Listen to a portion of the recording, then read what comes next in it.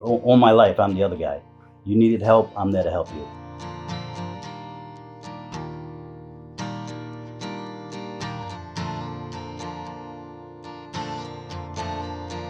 I think they took him for a CAT scan.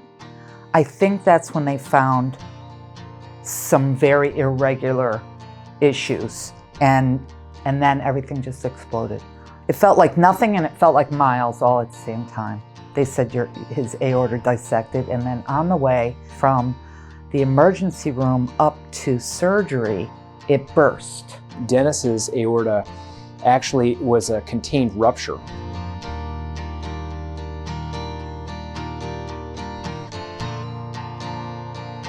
We're not sure if he's going to make it the next couple hours, and then later on, I'm not sure if he's going to make it through the night. Those were some tough words, very tough, He